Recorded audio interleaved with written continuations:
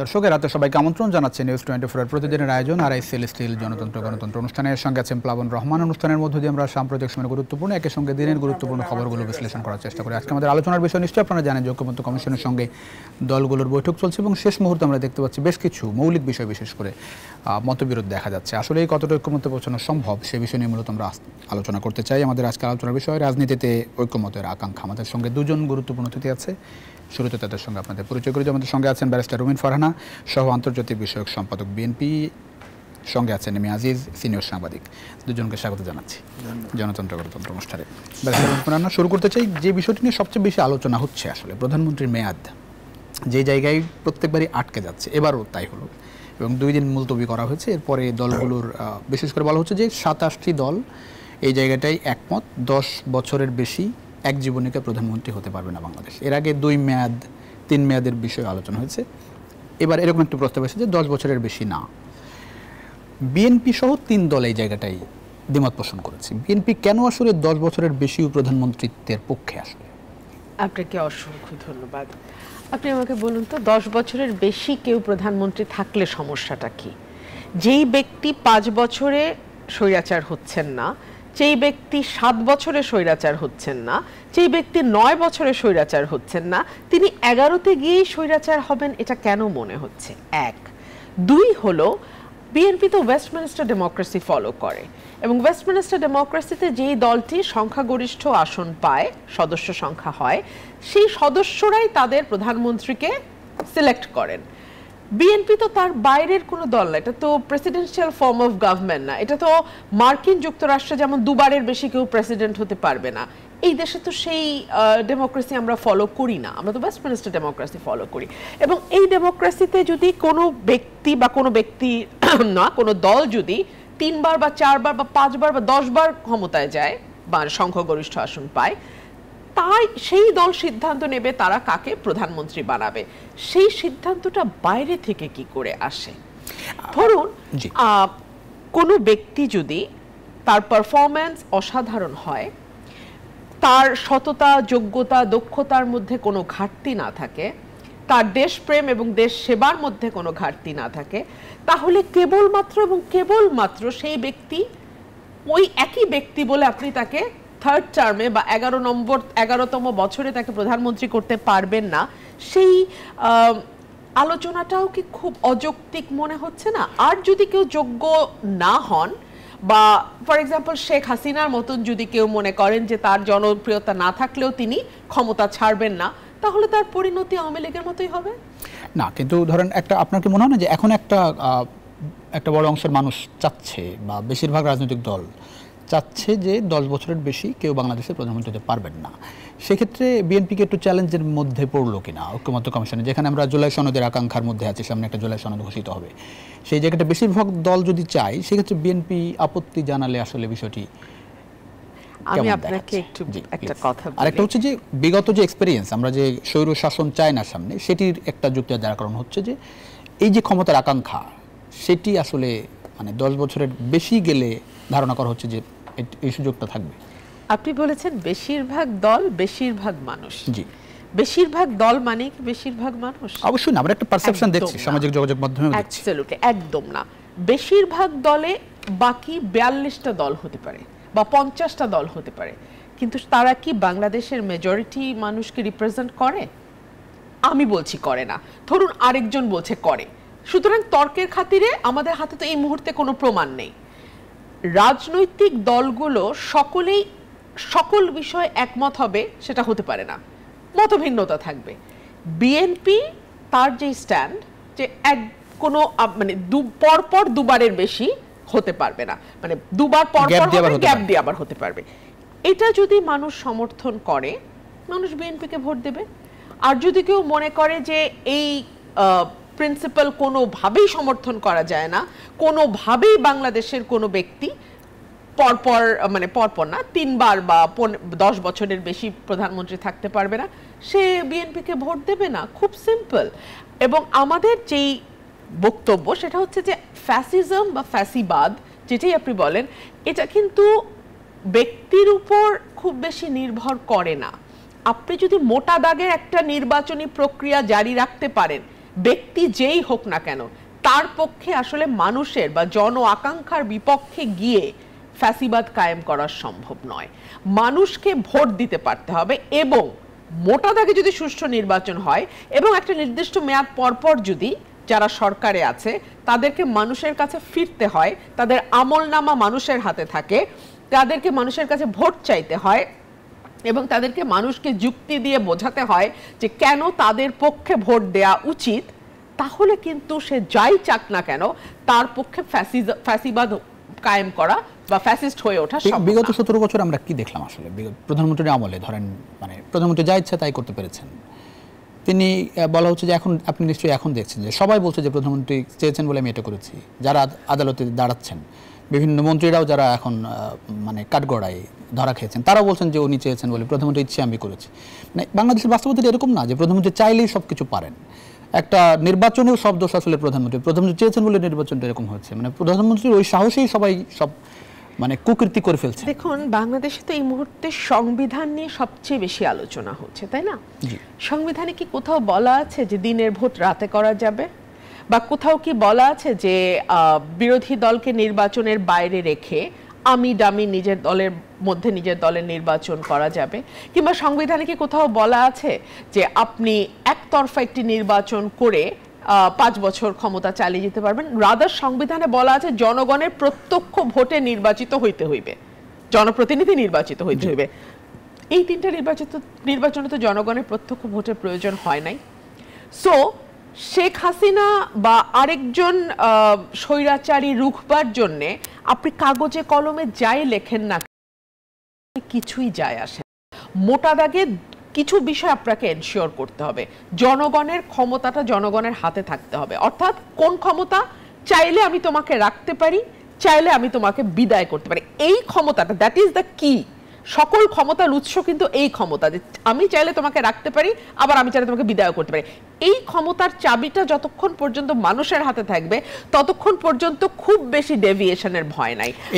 এই জায়গাটা বিএনপি একটা অনড়, যে মানে প্রধানমন্ত্রীর মেয়াদের জায়গাটাই।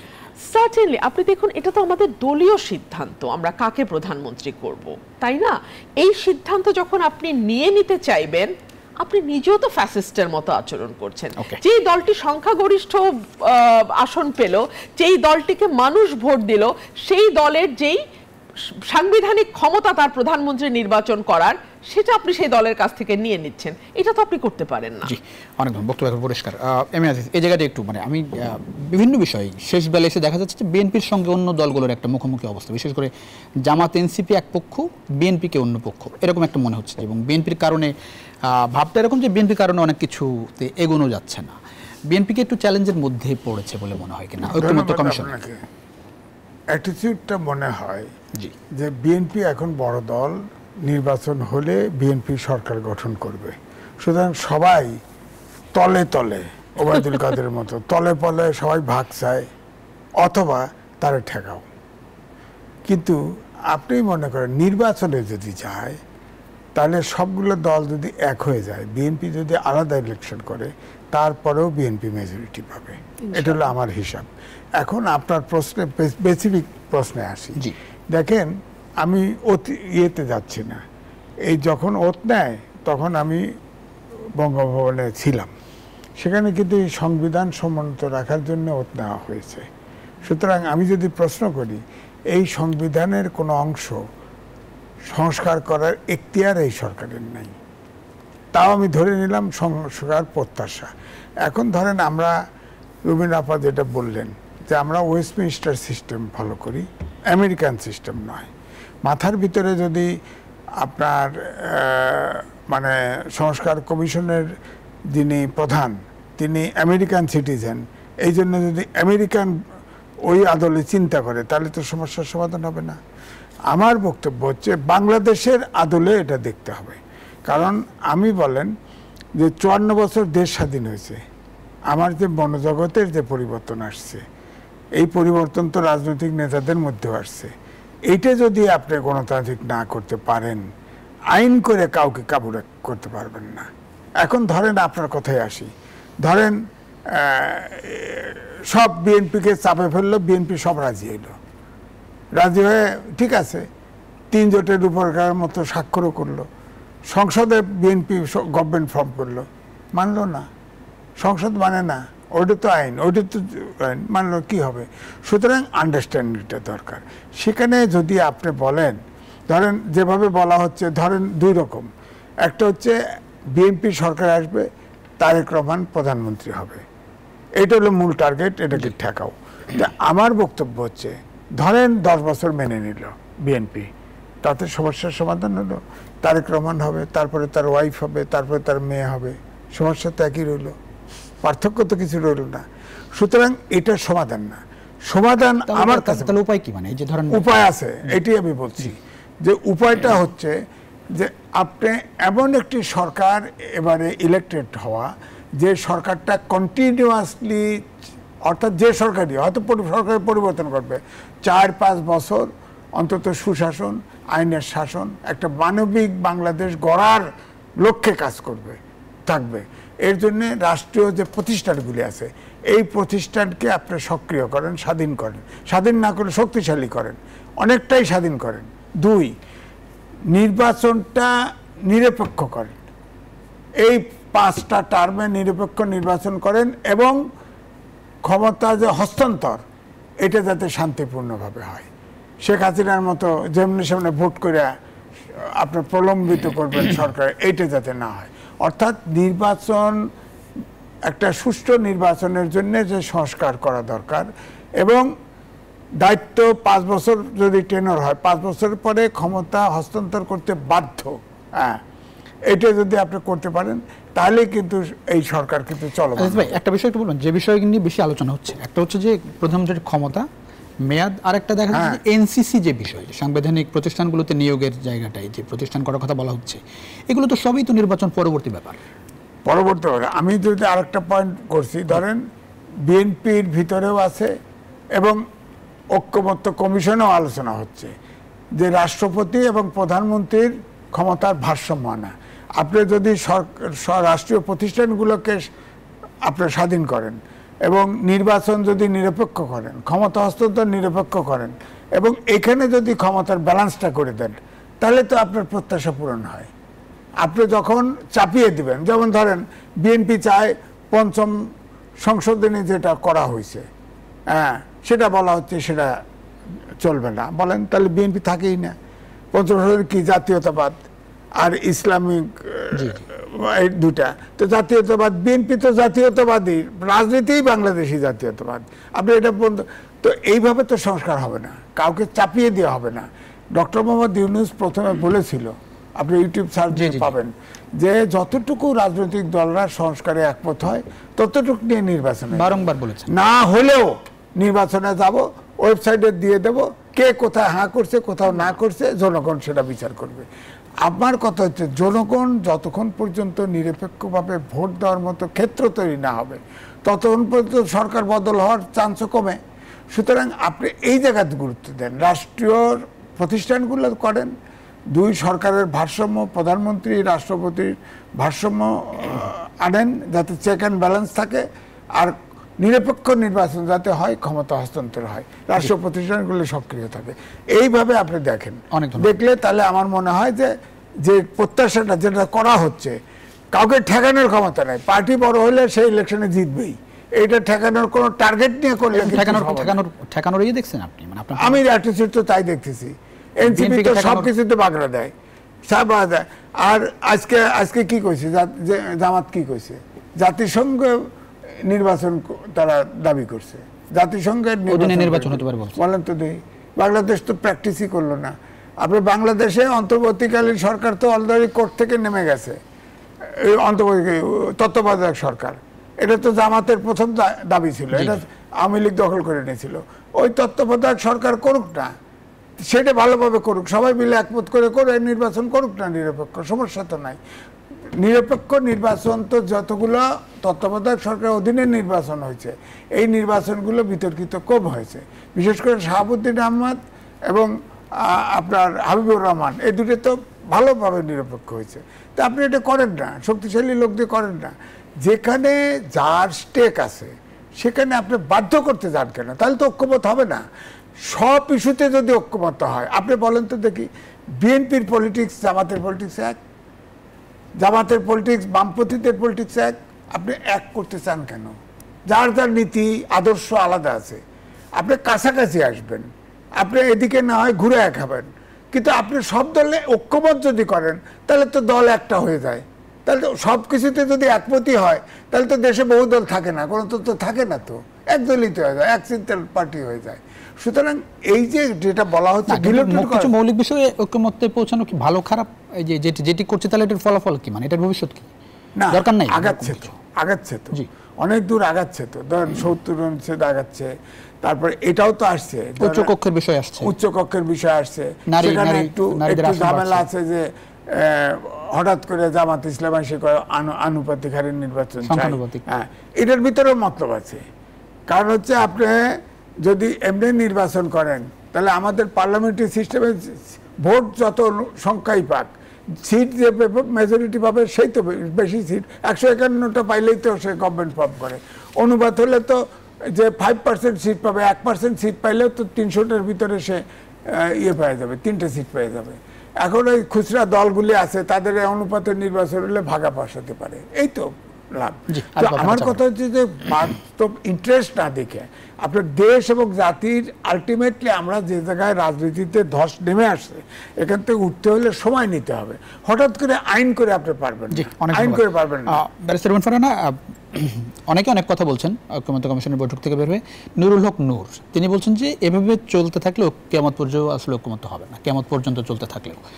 আর আমি আজিজ ভাই যেটি বলছিলেন যে একরকম চাপাচাপি করে আসলে যদি ঐক্যমত্য হয় সেটি আসলে টিকবে না, ফলাফল আসবে না। চাপাচাপি দেখছেন আপনার মনে হয়, মানে একরকম জোর করে চাপিয়ে দেওয়া হচ্ছে বলে মনে হয়?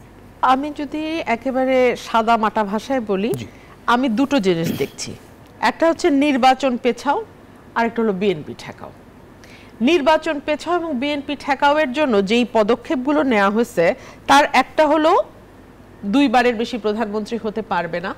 তারাও খুব ভালো করে জানে যে তাদের এই যে আর্গুমেন্ট যে 10 বছরে যে স্বৈরাচারী হবে না, সে 11তম বছরে গিয়ে স্বৈরাচারী হয়ে যাবে, এই আর্গুমেন্ট আসলে ধোপে টেকার আর্গুমেন্ট না। তারাও এটা খুব ভালো করে জানে ওয়েস্টমিনিস্টার ডেমোক্রেসিতে যেই দল সংখ্যাগরিষ্ঠতা পায় সেই দল তার প্রধানমন্ত্রী নির্বাচন করে, সেটা অন্য মানুষ এসে ডিকটেট করে দিতে পারে না। তারাও খুব ভালো করে জানে এনসিসি বলে যেই প্রতিষ্ঠানটির কথা আপনি বলছিলেন, যে ব্যাপারে বিএনপি শক্তভাবে অপোজ করেছে। এনসিসির গঠনটাকে আপনি একটু চিন্তা করেন, এখানে প্রধানমন্ত্রী থাকবে, লিডার অফ দি অপোজিশন থাকবে, স্পিকার থাকবে, ডেপুটি স্পিকার থাকবে, চিফ জাস্টিস থাকবে, 3 বাহিনীর প্রধান থাকবে। আপনি আমাকে বলেন এই যে একটি প্রতিষ্ঠান, যদি আমি এটাকে বলি এনসিসি, তাদের জবাবদিহিতা কার কাছে থাকবে? তারা কার কাছে অ্যাকাউন্টেবল হবে? এক, তারা যদি কোনো ভুল করে, দোষ করে, ত্রুটি করে, কোথায় যাবে? কারণ চিফ জাস্টিস এটার পার্ট, জুডিশিয়ারির কাছে তারা যেতে পারবে না, চিফ জাস্টিস তো এটার পার্ট। আর্মি হবে না, কারণ আর্মিও এটার পার্ট। নির্বাহী বিভাগ তো প্রধানমন্ত্রী আছেই।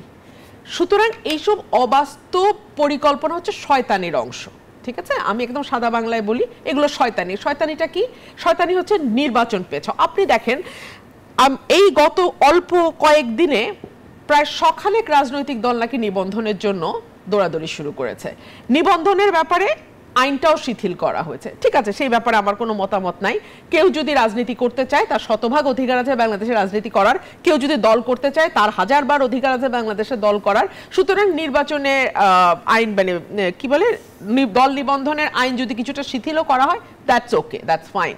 কিন্তু নির্বাচনকে সামনে রেখে এই দল গঠনগুলো কি আপনার কাছে কিছুটা ফিশি মনে হচ্ছে না? কিছুটা মানে কিছুটা ধোঁয়াশা মনে হচ্ছে না? কেন বলছি, শেখ হাসিনার আমলেও তৃণমূল বিএনপি কি আসল বিএনপি ইত্যাদি ইত্যাদি, তাই না, ইত্যাদি ইত্যাদি কিছু ভুইফোড়, হ্যাঁ ভুইফোড় সংগঠন কেন দেখতাম কারণ যেহেতু তারা একটা ফার্সিক্যাল নির্বাচনের আয়োজন করতে যাচ্ছে, এই ছোট ছোট ছোট ছোট দলগুলোকে তারা বিদেশে পোর্ট্রে করতে পারতো, এই যে এতগুলো দল অংশ নিয়েছে, তারা বলতে পারতো এই যে এতগুলো দল মিলে একটা বিরোধী দলীয় জোট হয়েছে। যদিও একটা মানে আসনও তারা পাবে এরকম ভাবার কোনো কারণ নাই, কিন্তু তৈরি হয়েছে এরকম। ইউনূস সরকারের সময়ও দেখলাম এই ছোট ছোট ছোট ছোট অনেকগুলো দল এখন নিবন্ধনের জন্য নির্বাচন কমিশনে যাচ্ছে। এগুলো হচ্ছে কি, গত 15 বছরে বাংলাদেশের রাজনীতিটাকে তো একেবারে ধ্বংস করা হয়েছে। আওয়ামী লীগের কাছে রাজনীতি মানে ছিল ক্ষমতায় থাকা, এটা থাকতে গিয়ে তারা কিন্তু নিজের দলের রাজনীতিও ধ্বংস করেছে। আওয়ামী লীগের কিন্তু কোনো রাজনীতি নাই। না হলে আপনি আমাকে বলেন আজকে 10 মাস তারা মাফও চায় নাই, অনুশোচনাও প্রকাশ করে নাই, সরিও বলে নাই, রিমোর্সও নাই, কিন্তু তাদের একটা সমর্থক প্রফেসরও আপনি এখন খুঁজে পাবেন না টকশোতে আনার জন্য। তারা যদি অন্যায় না করে থাকে তাহলে তো তাদের নেতাদের বুক ফুলে এসে টকশো করার কথা। বিদেশ থেকে পিছনে সাদা দিয়ে পর্দা দিয়ে কোথায় আছে এটাও বোঝা যায় না, এভাবে টকশো করে কেন? যে অনলাইন কতগুলো চ্যানেলে তারা যুক্ত হয়, জুমে যুক্ত হয় কেন? মানে অনলাইন চ্যানেল, আবার ওগুলোর যারা অ্যাঙ্কার তারাও কিন্তু বিদেশে থাকে, তারাও কেউ বাংলাদেশে থাকে না। That is very interesting. বিদেশি অ্যাঙ্কার, বিদেশি অতিথি। আওয়ামী লীগের এতই দুর্দশা বিকজ তারা বাংলাদেশ থেকে রাজনীতিটাকে পুরোপুরি ধ্বংস করেছে। এইটারই ফল হচ্ছে এখন এই শয়তানিগুলা, যে কোনো মূল্যে বিএনপিকে ঢাকা, কারণ জানে যে ন্যূনতম ফেয়ার নির্বাচন হইলে বিএনপি ক্ষমতায় আসবেই, এই আশাটা কেউ ঠেকাইতে পারবে না। এরপরে বিএনপি যদি সুশাসন ডেলিভার করতে পারে, বিএনপি মেয়াদের পর মেয়াদ ক্ষমতায় থাকতে পারবে। কিন্তু ধরেন এখন যে অবস্থা, বিএনপি কি একটু নমনীয় বলে মনে হয়? কোনো কারণে বিএনপিকে একটু ভয় পাচ্ছে? বিএনপি এক ফোঁটা ভয় পাচ্ছে না। বিএনপি অত্যন্ত অ্যাকোমোডেটিভ এবং গণতান্ত্রিক দল। তারা মনে করে যে সবচেয়ে ছোট যেই রাজনৈতিক দলটি আছে, যার হয়তো কর্মীও যে নেতাও সে একজন, ওয়ান ম্যান পার্টি, তারাও যদি কোনো ন্যায্য কথা বলে তাদের সেই কথা বিএনপি শুনবে। বিএনপির হাত দিয়ে বাংলাদেশের বহু দলীয় গণতন্ত্র এসছে, সংবাদপত্র স্বাধীনতা, অর্থাৎ বিএনপি মত প্রকাশের স্বাধীনতায় বিশ্বাস করে এবং বিএনপি একটা গণতান্ত্রিক দল, আচরণে গণতান্ত্রিক। এরা শুধু মুখে গণতান্ত্রিক না, এরা আচরণেও গণতান্ত্রিক। সো একেবারে ছোট যেই দলটা, তারাও যে কথা বলে সেটাও বিএনপি যদি ন্যায্য হয়ে থাকে শোনে। এটাকে যদি আপনি বলেন যে ভয় পাচ্ছে, আমি সেটাকে বিনীতভাবে বলবো না। বিএনপি ইনক্লুসিভ পলিটিক্সে বিশ্বাস করে, বিএনপি অন্তর্ভুক্তিমূলক রাজনীতিতে বিশ্বাস করে। এই যে দেখুন শয়তানি বলছিলাম, আনুপাতিক এটা হচ্ছে আরেকটা শয়তানি। কেন আমি এটাকে শয়তানি বলছি আপনি দেখান তো, ব্রিটেনে, ইভেন আমেরিকাতে ফার্স্ট পাস দ্য পোস্ট, যে একটা ভোটও বেশি পাবে, সুইং স্টেটের সব ভোট তার ঝুড়িতে গিয়ে জমা হবে। সেটা ব্রিটেন বলেন আর আমেরিকা বলেন। আপনি এর মধ্যে আনুপাতিক আনছেন কেন? জামাতের বিষয়টা কি হয়েছে, তারা মনে করছে যে তারা তো অনেক ফুলিয়ে ফাঁপিয়ে গত 10 মাসে নিজেদের কথাবার্তা বলেছে, মাঠে, ময়দানে, টেলিভিশনে, টক শোতে অনেক বড় করে বলেছে। তারা যখন যত নির্বাচন ঘনিয়ে আসছে, তারা দেখছে আসন ভিত্তিক তো তাদের সেই ভোটটা নাই যেটাতে একটা আসন জিতে আসা যায়। হয়তো পপুলার ভোট বেড়েছে, এর মধ্যে তো মানে ধরেন বেশিরভাগ আসনে তো তাদের প্রার্থী চূড়ান্ত, 300 আসনেই মোটামুটি চূড়ান্ত, মনে হয় 46টা বাকি আছে, 296 আসনে মেবি 46টা বাকি আছে, এখনো চূড়ান্ত হয়নি। আমি তাদের কাছ থেকে যে খবর পেলাম, তো 250টা আসনেই তাদের প্রার্থী রেডি আছে। কিন্তু তারা তো এটা জানে, জরিপ তো আর একটা হচ্ছে না বাংলাদেশে, দলগুলো জরিপ করছে, রাষ্ট্রীয় বাহিনীগুলো জরিপ করছে, জরিপ কিন্তু সমানে হচ্ছে মাঠে। আমি প্রতি সপ্তাহে আমার কনস্টিটিউয়েন্সিতে যাই এবং আমি খুব ভালো মতো জানি ফুল ফ্লেজ জরিপ চলতেছে। সো তারা জানে যে পপুলার ভোট হয়তো তাদের কিছু বাড়তে পারে, কিন্তু একটা আসন জেতার মতন ভোট তাদের নাই। সো তারা এখন আনুপাতিক চালছে। অনেক ধন্যবাদ। বিরতির ফিরছি দর্শক, ছোট্ট বিরতির সময় হচ্ছে। আর সেলেস্টিয়াল জনতন্ত্র গণতন্ত্রে কিছুর মধ্যে ফিরছি, আশা করি সঙ্গে পাচ্ছি বিরতির পরে। দর্শক আবারও স্বাগত। আর সেলেস্টিয়াল জনতন্ত্র গণতন্ত্রের সঙ্গে আছেন প্লাবন রহমান। আমরা কথা বলছিলাম রাজনীতি ঐক্যমতের আকাঙ্ক্ষা, বিশেষ করে ঐক্যমত কমিশনের যে বৈঠক চলছে সে বিষয়ের ফলাফল নিয়ে। আমাদের সঙ্গে আছেন ব্যারিস্টার রুবিন ফারহানা, আছেন M A Aziz. M A Aziz, তাহলে আসলে ঐক্যমত কমিশনের যে বৈঠক চলছে, মানে ঐক্যমত কত দূর আপনি দেখছেন, এবং জুলাই সনদের যে আকাঙ্ক্ষা করা হচ্ছে জুলাই মাসে, সেটিতে আসলে ধরেন এই মৌলিক যে বিষয়ের কথা বলা হচ্ছে বেশ কয়েকটা, প্রধানমন্ত্রীর মেয়াদ, প্রধানমন্ত্রীর ক্ষমতা, এনসিসি গঠন, নারী আসন সংসদে, উচ্চকক্ষ, এইসব বিষয়ে এখনও পুরোপুরি ঐক্যমতে পৌঁছানো যায়নি।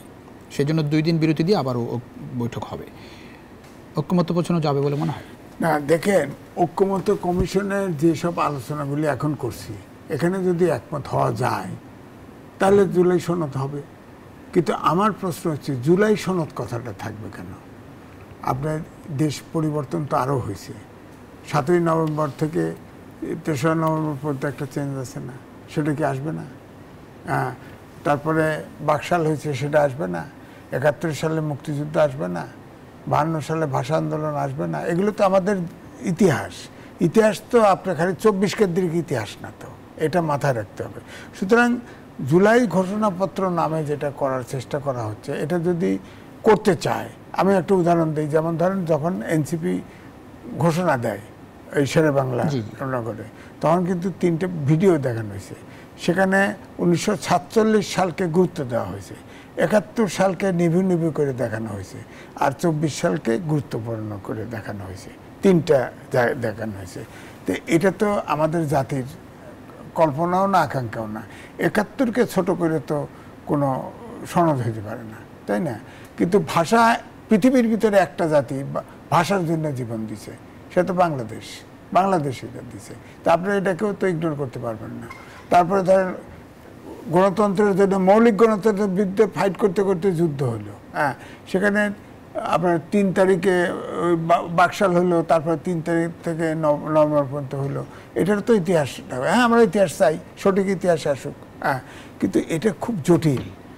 যদি আলাদাভাবে এই স্বীকৃতিটা শুধুমাত্র 24-এর চাওয়া হয়, এটাতে একমত হওয়া অনেক কঠিন, অনেক ইস্যু আসবে। হ্যাঁ, তারপরেও অনেকে বলছেন যে জুলাই সনদের উপরই সামনের নির্বাচনের ভবিষ্যৎ নির্ধারণ হবে। না, সেটা তো ওদের যে বলানো হচ্ছে বলতেছে, এটা কইলে আবার যদি থাকতো দেখতেন যে ইয়ে করে ফেলতো।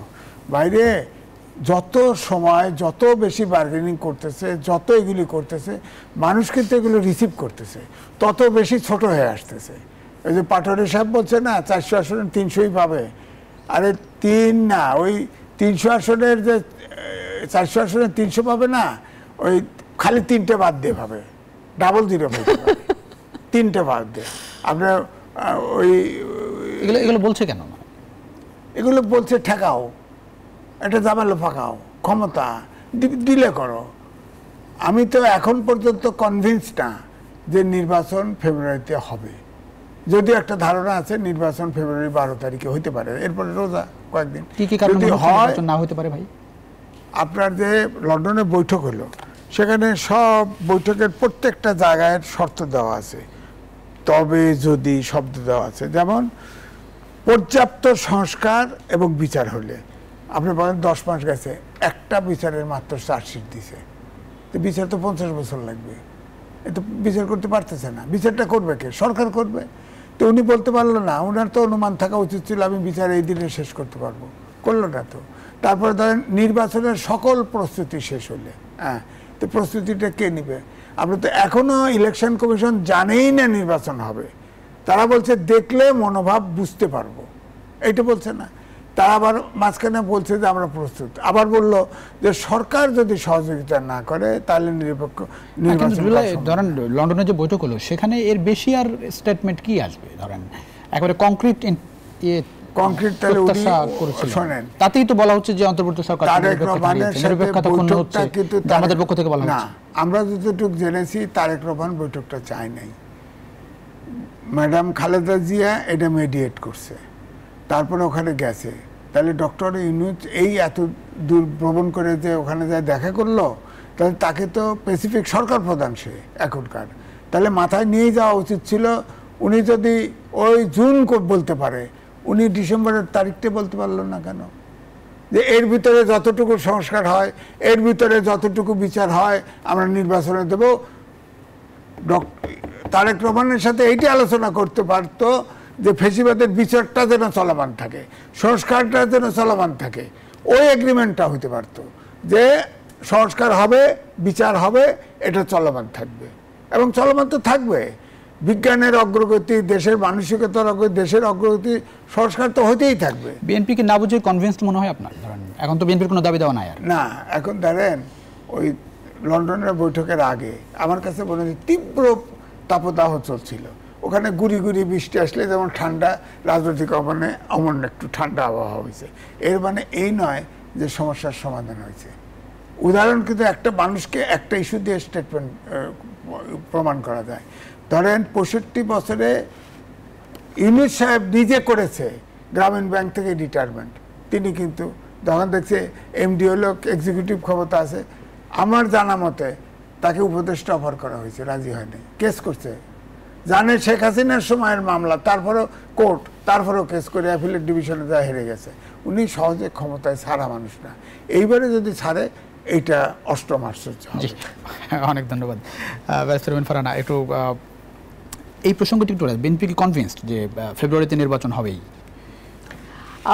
দুটো কথা তো আমি আপনাকে আগেই বলেছি। অনেকে বলছেন যে বিএনপি এই সময়টুকু আসলে রাজনীতি করবে কি দিয়ে, আর তো কোনো ইস্যু নেই। বিএনপি ঠেকাও আর নির্বাচন পেছাও, এই একটা ষড়যন্ত্র ডেফিনেটলি আছে, এবং বিএনপির মাথায় আছে, অবশ্যই আছে। কেন মনে হলো বিএনপির মাথায় নেই? বিএনপি এত বড় একটি রাজনৈতিক দল, বিএনপির মাথায় ডেফিনেটলি আছে।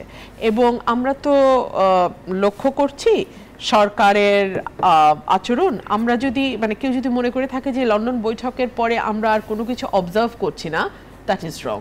আমরা ডেফিনেটলি মনিটর করছি, আমরা ডেফিনেটলি অবজার্ভ করছি। আমাদের back of our mind definitely ইনফরমেশনগুলো আছে, যে ইনফরমেশনগুলো আজিজ ভাই দিলেন, যে ইনফরমেশনগুলো পাবলিক স্ফেয়ারে আছে, সেই ইনফরমেশনগুলো আমাদের মাথায়ও আছে। এবং একই সঙ্গে আমরা ভুলে যাই নাই যে একটা ক্যাম্পেইন, জোরালো ক্যাম্পেইন শুরু হয়েছিল এক সময় বাংলাদেশে, এই নিকট অতীতেই, যে আমরা 5 বছরের জন্য এই সরকারকে রাখতে চাই, আগে সকল সংস্কার শেষ হতে হবে। অথচ দেখুন, একটু বিনীতভাবে বলি, মূর্খতা কত অসীম হলে কেউ মনে করতে পারে যে সব সংস্কার শেষ করে ফেলা যায়। কিয়ামত পর্যন্ত তো প্রতিনিয়তই সংস্কার এবং পরিবর্তন হতেই থাকবে, সকল কিছু পরিবর্তন হতে থাকবে, সকল কিছু।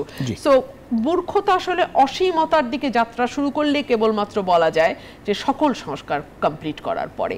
আর বিচার তো আমি বিচার অঙ্গনের সঙ্গে যেহেতু আজকে বহু বছর আমি সরাসরি জড়িত, বাংলাদেশে একটি মামলার শেষ হতে একেবারে যদি আমি বলি যে মিডিয়াম পেসে চলেছে, 10 থেকে 12 বছরের মতো সময় লাগে।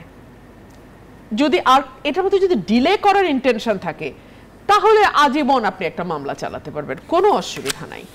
সো এই সকল কিছুর বিবেচনায় সংস্কার এবং বিচার কেবলই অজুহাত, এবং এর বাইরে আর কিছু না। এগুলো আমরা খুব ভালো বুঝি। তবে ডেফিনেটলি সময় যত গড়াতে থাকবে, আমরা তো দেশের মানুষও পরিষ্কার বুঝতে পারবে যে সত্যিই বাংলাদেশ নির্বাচনমুখী হয়েছে কিনা। এখন যেটি হচ্ছে যে এনসিপি যে দল এর মধ্যে নিবন্ধনের জন্য আবেদন করেছে, এবং তারা আশা করছে যে শাপলা প্রতীক পাবে, সেই দাবি তারা করেছে। এবং তাদের একজন নেতা বলছেন যে এনসিপি 400 আসনের মধ্যে 300 আসন পাবে, সরকার গঠন করবে। এই দলের ভবিষ্যৎ কি দেখছেন? এবং বিএনপি নিয়েও একটু স্টেটমেন্ট বক্তব্য এসেছে যে বিএনপির এখন যে অবস্থা, বিএনপি নির্বাচন হলে 50 থেকে 100 বেশি আসন পাবে না, বিএনপি লিডারশিপ টোটাল ফেলিওর। হ্যাঁ, নাসিরউদ্দিন পাটোয়ারি। জি দেখুন, রাজনীতি তো খুব কাঠখোট্টা একটা ব্যাপার, তাই না? এবং কঠিন ব্যাপার। অনেক বাংলাদেশের রাজনীতি করা মানে জীবন হাতে রেখে রাজনীতি করা একরকম, সেরকম একটা কঠিন কঠোর জায়গাতে কিছু কৌতুক যদি মাঝে মধ্যে না থাকে, তাহলে দুর্বিষহ। যেমন আওয়ামী লীগের সময় ওবায়দুল কাদের যখন কথা বলতেন, আমরা সকলেই কিন্তু শুনতাম। কারণ কি? মনে কষ্ট, মনে ব্যথা, মামলায় হাজিরা দিতে হয়, 2 দিন পর পর জেলে নিয়ে যায়, গুম হয়ে যায় আমাদের নেতাকর্মীরা। এর মধ্যে ওবায়দুল কাদেরের কথা শুনলে আমরা একটু হাসতাম, মন ভালো হইতো। সো ওনার জায়গায় উনি এখন দেশ থেকে পালায়ে গেছে, ওনার জায়গায় এখন নতুন নতুন ওবায়দুল কাদের তৈরি হবে, হাসির খোরাক জোগানোর অর্থে। সেটা অবাক হওয়ার মতো। বাস্তবতা বিবর্জিত কথাবার্তা। শোনেন, বাস্তবতা বিবর্জিত তো বটেই। ফেসবুকে এটা নিয়ে নানান রকম আলোচনা, ট্রোল হচ্ছে, আমি সেই দিকে যাব না কালে। তবে আরেকটা কথা বলি, একেবারে পাগলের প্রলাপ বললে বোধহয় ভুল হবে। কেন? এই বিষয়টা নিয়ে আমরা আজকে আলোচনা করছি, তারা তো আলোচনা থাকতে পারছে না, হলে তো এনসিপি নিয়েও আলোচনার কিছু নাই। এই কথা নিয়ে যদি আজকে আলোচনা না করতাম, তাহলে কি নিয়ে আলোচনা করতাম? তাদের পিএস এর 300 কোটি টাকা 400 কোটি টাকা বানানো নিয়ে, কিংবা ধরেন তাদের অর্থনৈতিক স্খলনের সঙ্গে সঙ্গে তাদের নৈতিক স্খলন নিয়ে, কিংবা তাদের যেই বিদ্যার দিগ্গজরা এতদিন লেকচার দিয়েছে তারা আসলে ঠিক কেমন ব্যক্তিগত জীবনে, সেটা নিয়ে আলোচনা করতাম। তো তার চেয়ে তো ভালো আমরা একটা কৌতুক নিয়ে আলোচনা করছি, তাই না? এবং কৌতুক থেকেই হোক, তারা দলটি তো আলোচনায় আছে। 400-র মধ্যে 300 আসন পাবে বলছে। কত বড় কৌতুক যে 400 আসন কিন্তু এখনো হয় নাই, এখন কিন্তু 300ই আছে। উচ্চকক্ষে 100, উচ্চকক্ষে 100, কিন্তু সেটাও তো এখনো চূড়ান্ত হিসাব তো আসলে মেলে না, কারণ নারী আসন 100 কেবল নারী 100 সবই প্রপোজড, উচ্চকক্ষ প্রপোজ। আপনি যদি সেই 100 ধরেন সেটাও প্রপোজ, নারী 100 ধরেন সেটাও প্রপোজড। সো আর 400 আসন, এগুলো হচ্ছে ওই যে নানান রকম, বলা যায় না সব কথা মিডিয়া। বিরতির পরে ফিরছি। দর্শক, ছোট্ট বিরতির সময় হচ্ছে আবার আরআইএস সেলেস্টিয়াল জনতন্ত্র কিছুক্ষণের মধ্যে ফিরছি, আশা করি সঙ্গে পাচ্ছি বিরতির পর। দর্শক আবারও স্বাগত আরআই সেলেস্টিয়াল জনতন্ত্র গণতন্ত্র এর সঙ্গে আছেন প্লাবন রহমান। আমরা কথা বলছিলাম রাজনীতিতে ঐকমত্যের আকাঙ্ক্ষা নিয়ে। আজিজ, একটা বিষয় একটু জানতে চাই, অনেকেরই প্রশ্ন, সেটা হচ্ছে যে জামাত আসলে কি চায়। কারণ জামাত আমরা শুরু থেকে দেখেছি এক এক সময় এক এক কথা বলেছে। অনেক সময় বলেছে বিচারের আগে নির্বাচন নয়, সংস্কার শেষের আগে নির্বাচন নয়, ডিসেম্বরের মধ্যে নির্বাচন হলেও আপত্তি নেই, এপ্রিলের পরে নয়, ফেব্রুয়ারিতে হলে ভালো।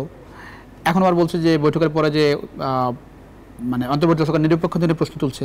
আজকে আবার দেখলাম বলছে যে জাতিসংঘের নির্বাচন। জামাত আসলে কি চায়, মানে এসবের? আসলে জামাত শুরুতে বহুদিন পরে জামাত নিষিদ্ধ ছিল, এই সরকার আসার পরে জামাতের নিবন্ধন উঠে যায় এবং তারা ফ্রি রাজনীতি করার সুযোগ পায়। এতে তাদের ভিতরে বাস্তবতা বিবর্জিত কিছু ধারণা দাঁড়ায় যায় যে তারা ইসলামিক রাজনীতি করে, ইসলামিক দলগুলোকে নিয়ে এক করে তারা ক্ষমতায় চলে যাবে, অর্থাৎ বিএনপিকে টপকায়। এই জন্য বিএনপির সাথে দীর্ঘদিন চলেও বিএনপির সাথে রিলেশনটা ভালো রাখলো না। এখন যে জায়গায় আসছে, ইসলামিক দলগুলো কিন্তু কাছাকাছি আসছে, কিন্তু এটাও এখন অবজার্ভ করা হচ্ছে কি পাবে, বড় ধরনের 4-5% ভোট পাবে। এটা দিয়েও তো সব ইসলামিক দলগুলো এক হলেও তো এই অবস্থা হবে। যেমন জামাত সম্পর্কে ধারণা প্রথম থেকে কিন্তু জনগণ কনফিউজ ছিল যে জামাত খুব ভালো করবে, কিন্তু আলটিমেটলি আমি যেটা বারবার বলি, জামাত খেলে ভালো, গোল করতে পারে না। হ্যাঁ, তো এর কিন্তু অবস্থা তাই হয়েছে। এই যে আপনি বললেন এতগুলো একটা রাজনৈতিক দল যে সরকারে যাওয়ার আকাঙ্ক্ষা করে, সেই দলের এত উল্টাপাল্টা, এত পরিবর্তন। এখন বাংলাদেশে নির্বাচনের প্রস্তুতি নিলেন না, কয় জাতিসংঘের নির্বাচন চায়। তারা তো নির্বাচনের জন্য প্রস্তুত। হ্যাঁ, তারা তো 500 আসনে দিয়ে ফেলছে নমিনেশন। তারা তো এখন বিএনপির নির্বাচনের জন্য পাগল, অথচ তারা নমিনেশন দিয়ে ফেলছে, কিন্তু পুরা সব জায়গায় নমিনেশন দিয়ে ফেলছে। এই জন্য আমি বলছি যে জামাত যেটা হচ্ছে এখন তাদের ধারণা, তারা কি চায়, তারা চায় যে সরকারে যেতে চায়, অথবা একা একা নাকি বিএনপির সঙ্গে না, ন্যূনতম বিরোধী দল হতে চায়, অন্য কাউ যেতে না। এখন তার কেউ নাই মাঠে। প্রথম দিকে তো ভয় পেয়ে গেছিল, প্রথম দিকে আমার জামাতের আচরণ দেখে মনে হয়েছে এনসিপি বিরোধী দল না হয়ে যায়। এখন এইটা একটু কমছে, ভাবছে যে তারাই ইসলামিক দলগুলো তাদের সিনিয়র লোকদের ভোট দেবে, হয়তো অপোজিশন হতে পারবে। কিন্তু তাদের ভিতরে এখনো অনেকের ভিতরে ধারণা আছে যে বিএনপির বিরুদ্ধে নানান রকম প্রপাগান্ডা করতেছে, যে তারা ফাঁক দিয়ে সরকারে মেজরিটি পেয়েও যেতে পারে। কিন্তু আমার ধারণা যে তারা সব মিলে 5% বেশি সিট পাবে না, 5%-এর বেশি সিট পাবে না। তাদের এই ধারণা ভুল। এই জন্য আমনি কিন্তু কথা চালু আছে যে জামাত তাদের পরিবার আর জামাতের কর্মী ছাড়া কিছু জানে না। হ্যাঁ, তাদের চিন্তা শক্তি কিন্তু দূরবর্তী চিন্তা করতে পারে না তারা। এখনো কি আসন সমঝোতা হচ্ছে বলে মনে হয়? এখন আসন সমঝোতা বিএনপির সঙ্গে, বিএনপি কি আসন সমঝোতার চাপে আছে বলে মনে হয়? আমার তো ধারণা তলে তলে আছে, কিছু সবাই ভাগ চায়। কারণ আমি বামপন্থী একজন ছোট দলের বড় নেতা, সে বলছিল যে আজিজ ভাই, আমি যদি এই ছেলেগুলোর জন্যে অন্তত পক্ষে বিএনপিতে কিছু আসন দেওয়া যায়, তাহলে ছেলেগুলোর জীবন বাঁচবে। নাহলে কোনো কারণে যেদিনই আসুক, আওয়ামী লীগ ফিরে আসলে এদের তো বিচার করবে না, এদের তো পাড়ায় মারি ফেলবে। হ্যাঁ, এই কথা কইছে। তো এই জন্য একটা মুভ ছিল, কিন্তু এখন যেভাবে উৎপীড়ন করতেছে, আমার মনে হয় সেই জায়গায় আর বিএনপি নাই। আমার মনে হয় না, জামাতকে সাথে তো কোনো নেগোসিয়েশন হবেই না, এনসিপির সাথেও আর বোধহয় নেগোসিয়েশন, এই দুই পার্টির সাথে কোনো নেগোসিয়েশন। অনেক ধন্যবাদ, অনেক ধন্যবাদ ব্যারিস্টার ইমন ফারহানা।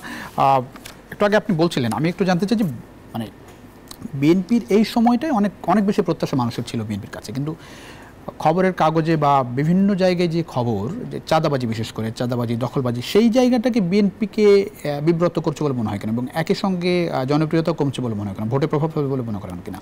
কারণ আমরা আজকেও একটি খবর যে চাঁদাবাজি মামলা বিএনপি নেতা গ্রেফতার হয়েছে, জামালপুরে চাঁদাবাজির টাকা সহ বিএনপি নেতা গ্রেফতার। আজকে দেখলাম যে একজন মানে চাঁদা দেয় নাই দেখে বন্দুক নিয়ে বের হয়েছেন গুলি করার জন্য। ডেফিনেটলি খবরগুলো সুখকর খবর নয়, তবে আমি যেখানে আশার আলোটা দেখি সেটা হচ্ছে বিএনপি অতীতের অন্যান্য রাজনৈতিক দলের মতন ডিনায়াল মোডে নাই, যে অস্বীকৃতির যে সংস্কৃতি আমরা অতীতে দেখেছি। না, সে অনুপ্রবেশকারী, সে আমার দলের কেউ না, কেউ অপরাধ করলে সাথে সাথে তার দায় অস্বীকার করা, আওয়ামী লীগকে আমরা 15 বছরে করতে দেখেছি। বিএনপি কিন্তু এই অস্বীকারের সংস্কৃতিতে নাই। বিএনপি যে অস্বীকারের সংস্কৃতিতে নাই সেটা যে কেবল মুখে বলছে তাই নয়, বিএনপি ইতিমধ্যেই তার 2-2.5 হাজার কর্মী, 3,000 কর্মীকে সে বহিষ্কার করেছে। এবং বিএনপির ভারপ্রাপ্ত চেয়ারম্যান জনাব তারেক রহমান তিনি মেক শিওর করেছেন বেশ কয়েকটি জায়গায় যাতে পুলিশ গ্রেফতার করতে বাধ্য হয়। উনি অত দূর থেকে বিষয়টি বাংলাদেশে যাতে তারা গ্রেফতার হয় সেই জন্য তিনি যথাযথ ব্যবস্থা নিতে লোকাল লিডারদের উপর চাপ দিয়েছেন। অথচ বাংলাদেশে একটি সরকার আছে, তারা কি করছে? আমি যদি পাল্টা প্রশ্ন করি যে সরকার এই লেভেলে কোনো রকম ব্যবস্থা না নিয়ে চাঁদাবাজি চলতে দিচ্ছে বিকজ সরকার বিরাজনীতিকরণ চায়, বিকজ সরকার চায় পলিটিক্যাল পার্টিগুলো এই ধরনের কিছু সত্য কিছু মিথ্যা কিছু অতিরঞ্জিত সকল রকম খবর মিলিয়ে মেলাইন্ড হোক এবং এই সুযোগে আমি আমার গদিটাতেই স্থায়ী হয়ে যাই। এই কথাটি বলছি এ কারণে, আমাকে একটা লাইন একটু সুযোগ দেন। একজন উপদেষ্টা তো খোলামেলাই বলেছেন যে রাজনীতিবিদরা কি করেছে 53 বছরে। রাজনীতিবিদরা একটা দেশের জন্ম দিয়েছে, রাজনীতিবিদদের কারণে আজকে তিনি জীবনে কোনোদিন পলিটিক্স না করে উপদেষ্টা হতে পেরেছেন। রাজনীতিবিদদের কারণে বাংলাদেশ আজকে তলাবিহীন ঝুড়ি থেকে এই জায়গায় এসছে, এটা কোনো এনজিও কর্মীর হাত ধরে আসে নাই। সো মানে ডিপলিটিসাইজেশনের যে চেষ্টা বা যেই মানে যেই এক ধরনের ইচ্ছা আমি সরকারের মধ্যে দেখি, সেটা যদি আমি বলি যে এই ধরনের ঘটনায় কোনো ব্যবস্থা সরকারের কাছ থেকে আসে না বলেই বিষয়টি এত দূর বাড়তে পারছে। কিন্তু মানে বিএনপি কি এই সরকার ভয় পায় যে কারণে বিএনপি কর্মীদেরকে গ্রেফতার করছে না শুরু থেকে এ পর্যন্ত? না, বিরাজনীতিকরণ চায়, যেটা আমি এখন বললাম। মানে এটিকে মানে মানুষের কাছে এই বার্তাগুলো যাক। একদম তাই, একদম তাই। ভাই, চাঁদাবাজি তো একটা ফৌজদারি অপরাধ, তাই না? চাঁদাবাজি তো একটা ফৌজদারি অপরাধ। ফৌজদারি অপরাধ অলওয়েজ হয় রাষ্ট্রের বিরুদ্ধে, রাষ্ট্র বনাম। তো রাষ্ট্রটা কেন নীরব থাকে যখন ফৌজদারি অপরাধ হয়? আমি তো এখন সরকারে নাই, আমি যেটা ম্যাক্সিমাম করতে পারি বহিষ্কার করতে পারি, সেটা তো আমি করেছি এবং আমরা কেউ ডিনায়ালে নাই, ডে ওয়ান থেকে আমরা স্বীকার করে নিয়ে ব্যবস্থা নিয়েছি। সরকার কি করেছে? অনেকে যেটা বলছে যে ক্ষমতায় গেলে বিএনপি কি করতে পারে তার নমুনা দেখা যাচ্ছে এখন। আচ্ছা, এইটা বলার সুযোগ করে দেওয়ার জন্যই তো সরকার কিছু করছে না। আর বিএনপি যদি ক্ষমতায় যাওয়ার পরে বা রাষ্ট্র পরিচালনার দায়িত্বে যাওয়ার পরে, let's put it in this way, যদি কন্ট্রোল করতে না পারে, যদি সুশাসন দিতে না পারে, যদি শৃঙ্খলা ফিরায় আনতে না পারে, যদি মানুষের মধ্যে জনজীবনের স্বস্তি দিতে না পারে, সেটার জবাব ভোটে বিএনপিকে দেয়া হবে। কিন্তু তার আগে আপনি বিএনপিকে আটকানোর জন্য দেশের মানুষকে এইরকম মানে হেনস্থার মধ্যে কেন ফেলছেন? আপনি বলছেন যে অন্তর্বর্তী সরকার চাইলে শুরু থেকে ব্যবস্থা নিতে পারত। সার্টেনলি। অনেক ধন্যবাদ এম এ আজিজ, মেরেসার ফ্রাঙ্ক, দুজনকে অসংখ্য ধন্যবাদ। এই রাতে মূল্যবান সময় অসংখ্যই ছিল আজকের জনতন্ত্র গণতন্ত্র। দেখাবেন নিশ্চয় অন্য সময়। সে পর্যন্ত ভালো থাকবেন সবাই, আশা করি নিউজ 24 সঙ্গে থাকবেন।